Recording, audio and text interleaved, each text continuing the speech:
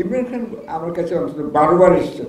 ভারত সরকারের অনুমতি নেই, সরি নামটা নিয়েই ফেললাম, ওই প্রতিবেশী দেশের নামটা নিতে চাচ্ছিলাম না।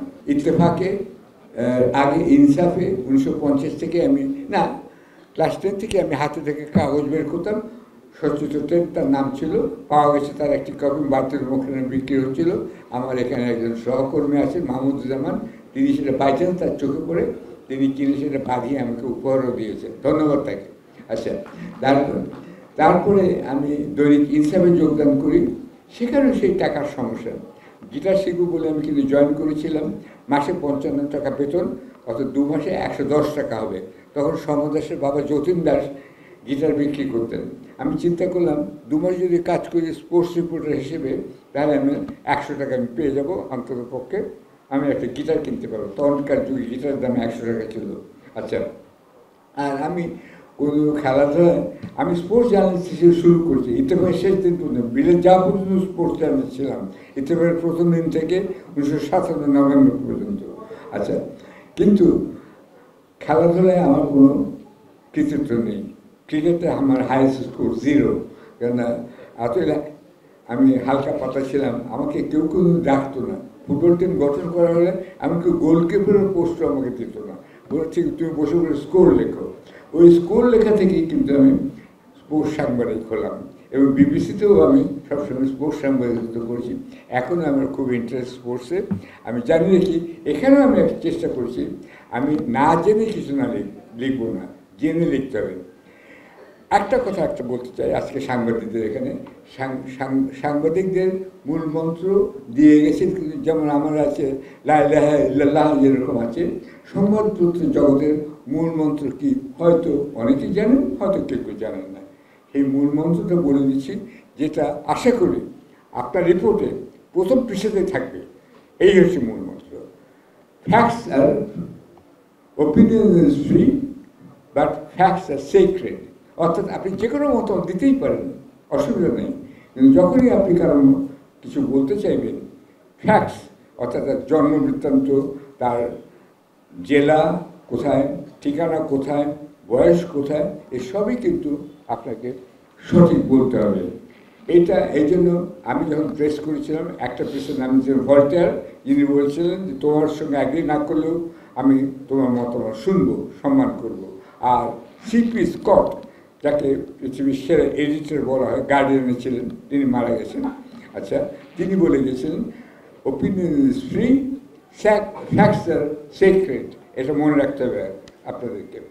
আর এখানে আরেকটা কথা বলতে চাচ্ছি, নিউজ পেপার আর সম্প্রচার অর্থাৎ টিভি এবং টেলিভিশনের মধ্যে একটা বিরাট তফাৎ আছে। যেহেতু 3টি মিডিয়াতে আমি কাজ করেছি, এবং একটি মিডিয়া আবার আমি লন্ডনে প্রতিষ্ঠাও করেছি, স্পেকট্রাম রেডিও, ওই জন্যই কিন্তু শরীর চৌধুরী আমার কাছে এসেছিল।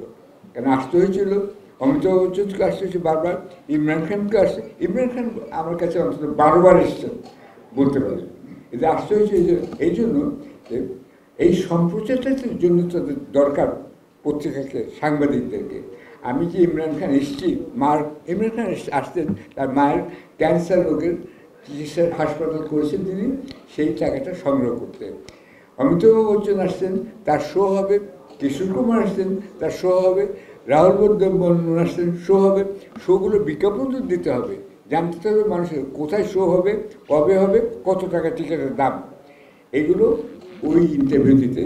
তখন আবার আমার নাম যেহেতু নিজেই পরিবর্তিত করেছি, আমার নাম ছিল শফিকুর রহমান, কিন্তু ভাগ্যিসে করিনি, ওই নামটা রাখিনি আমি কেন এখন কতগুলো শফিকুর রহমান আছে ভেবে দেখেন।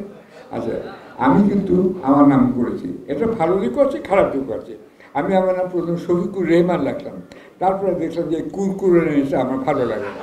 আচ্ছা, তখন আমি শফিক রেহমান করলাম।